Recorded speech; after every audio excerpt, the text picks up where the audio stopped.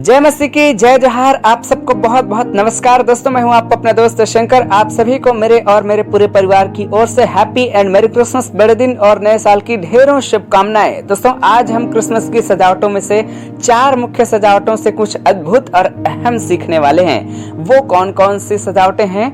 पहला चरनी, दूसरा तारा, तीसरा सेंटा क्लॉज और चौथा क्रिसमस ट्री।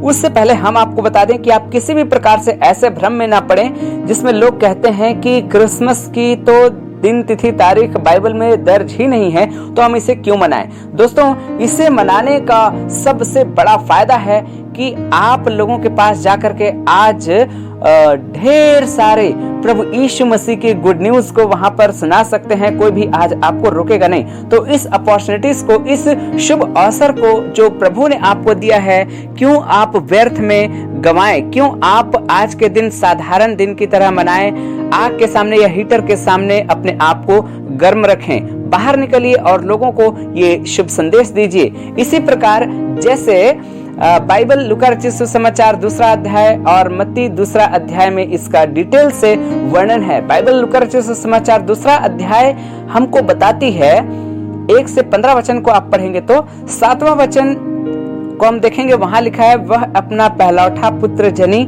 और उसे कपड़े में लपेट कर चरनी में रखा, क्योंकि सराय में उनके लिए जगह नहीं थी। और उस समय कितने ही गड़रिये अपने झुंड का, यानी भेड़ों के झुंड का पहरा दे रहे थे।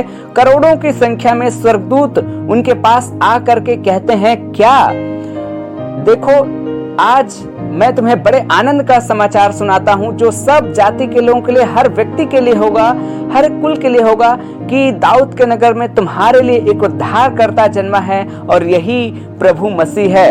और हर एक स्वर्गदूतों ने परमेश्वर की स्तुति करते हुए ये कहा कि आकाश में परमेश्वर की महिमा और पृथ्वी पर उन लोगों में जिनसे वो प्रसन्न है शांति हो। दोस्तों आज सबको आपको शांति का यह शुभ समाचार सुनाना है और हमारी तरह कहना है, सबके लिए है ये शुभ समाचार, जन्मा है आज यीशु तारनहार। Oh wish you happy Christmas, बोलो happy new year. Oh wish you merry Christmas, बोलो हैप्पी न्यू ईयर। जी हाँ दोस्तों, इसी तरह से आपको भी ये काम करना है। आज आपके लिए ये सुनहरा मौका है। तो साथियों, क्रिसमस के सजावटों में से हम जिससे पहली चीज सीख सकते हैं वो है चरनी। दोस्तों ये हमें बताती है कि हम छोटी छोटी बातों में परमेश्वर से गुहार ना लगाएं। जब कभी भी हमको लगे कि हमारी समस्या सहन से बाहर है, तो उस समय इस चरनी को याद कर लें। जी हाँ दोस्तों, लूका रचित सुसमाचार के 2 अध्याय को 1 से 8 वचन तक आप पढ़ेंगे तो पता चलता है कि जोसेफ और मरियम ने भी देर रात तक बैतलहम के गांव में फिरा, ये कहते हुए कि हमको अपने घर में किसी भी प्रकार छोटी सी जगह तो दे दो जहां पर हम अपने बच्चे को सुरक्षित रूप से जन्म दे सकें। पर किसी ने भी नहीं दिया, किसी ने भी नहीं दिया। तो फाइनली आधी रात को उनको चरनी वो जगह मिली जहां पर उन्होंने प्रभु यीशु मसीह जैसे एक नन्हे बच्चे को जन्म दिया। साथियों, चरनी कौन सी जगह है आप सभी जानते हैं, जहां बैल बकरी या भेड़ बकरी जो भी होते हैं, ये लोग चारा चरते हैं, इन लोगों को चारा दिया जाता है, वो जगह होता है चरनी। दोस्तों क्या सोच सकते हैं कि जोसेफ और मरियम के लिए वो एक अच्छा लम्हा होगा? जी हाँ दोस्तों, बिल्कुल नहीं। साथियों, इससे और भयानक लम्हा क्या हो सकता है? और हम और आप छोटी छोटी बातों के लिए परमेश्वर से गुहार लगाते फिरते हैं। जी हाँ दोस्तों, याद रखिएगा, कोई और आपकी नहीं सुनने वाला है, पर आप जिस स्थिति में हो वो स्थिति को आप स्वीकार कीजिए और परमेश्वर में बने रहिए। परमेश्वर आपको, याद रखिए, चरनी में ही नहीं रखेगा, उससे बढ़ा करके आपको कहां तक पहुंचाएगा ये आप भी नहीं जानते हैं। इसीलिए जब एक व्यक्ति प्रभु के पास आया और कहा, प्रभु तू जहां जहां जाएगा मैं भी तेरे साथ हो लूंगा, प्रभु ने कहा, लोमड़ियों के भट्ट और पक्षियों के बसेरे होते हैं, परंतु मनुष्य के पुत्र के लिए सर धरने की भी जगह नहीं है।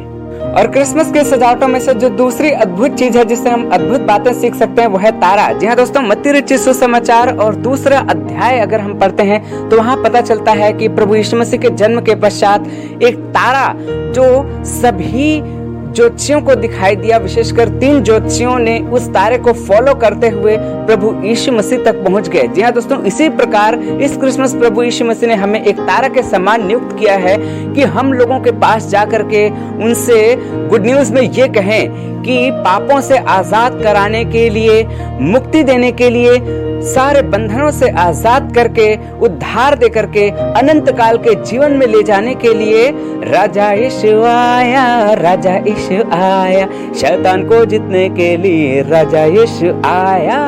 जी हाँ दोस्तों, और आप सभी जो प्रियजन है उनसे अनुरोध है कि आपके पास भी कोई प्रभु का एक प्रियजन जो तारे के रूप में आपके पास आए और वो यही बातें आपसे कहे, तो आप इधर उधर ना देख करके सीधे किसके पास पहुंचे, उस तारे को फॉलो करते हुए प्रभु यीशु मसीह तक पहुंच जाएं। और प्रभु यीशु मसीह के पास यदि आप आ जाते हैं तो क्या होगा? प्रेरितों के काम 16वां अध्याय और उसका 31वां वचन बताता है कि यदि तू प्रभु यीशु मसीह पर विश्वास करे तो तू और तेरा घराना क्या पाएगा? उद्धार पाएगा। और रोमियो की किताब 10 का 9 और 10 वचन में पौलुस प्रेरित ये कहते हैं कि यदि तू विश्वास करे कि प्रभु यीशु ही मसीह है और अपने होठों से अंगीकार भी करे तो तू निश्चय ही उद्धार प्राप्त करेगा। और क्रिसमस की सजावटों में से तीसरी जिससे हम अद्भुत बात सीख सकते हैं वह है सांता क्लॉस। जी हाँ दोस्तों, पश्चिमी देश का वो शख्स, लाल टोपी वाला, बड़ी बड़ी दाढ़ी मूंछों वाला, जिसे देख करके बच्चे बड़े ही खुश होते हैं। जब भी गिफ्ट देने की या क्रिसमस के सजावटों की बात आती है तो सांता क्लॉस को याद किया जाता है। जी हाँ दोस्तों, इससे हम यही सीख सकते हैं कि अपनी शक्ति के अनुसार हमें सभी बच्चों को जो हमारे आस पड़ोस करते हैं समान प्रेम करते हुए अवश्य कुछ न कुछ गिफ्ट करें। और वो गिफ्ट कैसा हो? जो बच्चों के बड़े ही काम का हो, जो बच्चे पैकेट को देख करके नहीं, उसके अंदर के गिफ्ट को देख करके उसे प्राप्त करके खुश हों। और आप सभी प्रियों से भी यही अनुरोध है, या बच्चों से भी, कि आप गिफ्ट के पैकेट को देख करके गिफ्ट को जज ना करें, क्योंकि आजकल पैकेट इतने आकर्षक होते हैं और उसके अंदर का गिफ्ट उतना आकर्षक नहीं होता है। तो हमें अंदर के गिफ्ट पर खुशी होना है, ना कि पैकेट को ही देख करके हमें जज कर लेना है कि वो कैसा गिफ्ट होगा। जी हाँ दोस्तों, लूका रचित सुसमाचार का वो 2 अध्याय का 7वां वचन पढ़ लीजिएगा, इसे याद कर लीजिए कि और उसे लपेट करके, कपड़ों से लपेट करके चरनी में रखा। जी हाँ दोस्तों, स्वर्ग से प्रभु ने दिया हुआ एक बड़ा गिफ्ट मनुष्य जाति के लिए, वो है प्रभु यीशु मसीह। जब इसका पैकेट उतना आकर्षक नहीं हो सकता, लेकिन गिफ्ट कितना आकर्षक था ये हम सभी जानते हैं। वो गिफ्ट आज भी जब प्रभु यीशु मसीह की बात की जाती है तो लोगों के मन में क्या भाव उमड़ता है वो आप सभी जानते हैं। क्रिसमस की सजावटों में जो चौथा जिससे हम अद्भुत चीज सीख सकते हैं वह है क्रिसमस ट्री। जी हाँ दोस्तों, हर क्रिसमस आपको बहुत सारे घर में क्रिसमस ट्री देखने को मिल जाएंगे। दोस्तों, मनुष्य की तुलना वृक्ष से भी की गई है। भजन संहिता 1 अध्याय का 3 वचन ये कहता है, वह उस वृक्ष के समान है जो बहती नालियों के किनारे लगाया गया है, जो अपनी ऋतु में फलता है और जिसके पत्ते कभी मुरझाते नहीं। जी हाँ दोस्तों, याद रखिएगा, जिसके पत्ते मुरझा जाते हैं वह वृक्ष कभी भी छायादार और फलदार नहीं हो सकता है। हमें भी अपने सोच को और अपने सपने को, जो किसी के लिए भी कुछ कर गुजरने की, कुछ अच्छा कर गुजरने की तमन्ना है, उसको कभी भी मुरझाने नहीं देना है, क्योंकि ये अगर मुरझा गए तो हम भी फलदार छायादार नहीं बन पाएंगे। इसी तरह से मत्ती रचित सुसमाचार 3 अध्याय में ये कहता है कि अच्छा वृक्ष कभी भी बुरा फल नहीं ला सकता और ना बुरा वृक्ष कभी भी अच्छा फल ला सकता है। जो वृक्ष अच्छा फल नहीं लाता है वह काटा और आग में झोंका जाता है। जी हाँ दोस्तों, हमें भी अपने अंदर इस क्रिसमस यही सोच लाना है कि हम भी एक अच्छा वृक्ष बने और जो छायादार और फलदार हो, न कि क्रिसमस ट्री जैसे जो कि ना तो छायादार है और न फलदार है। जी हाँ दोस्तों, वृक्ष जीवन देने के लिए है। हमको अपने घरों में हमेशा कोई ना कोई वृक्ष का रोपण करते रहना है। तो दोस्तों, कमेंट करके बताइए कि आपको हमारी आज की बातें कैसी लगी। मिलेंगे फिर कभी, तब तक के लिए अपना और अपनों के साथ पूरी ईमानदारी और निष्ठा से, पूर्ण मेहनत से, ऊपर वाले के आशीर्वाद के साथ कर दिखाओ कुछ ऐसा कि दुनिया करना चाहे आपके जैसा। और हाँ, चलते चलते आप सभी को एक बार फिर से हैप्पी एंड मैरी क्रिसमस, बड़े दिन और नए साल की ढेरों शुभकामनाएं।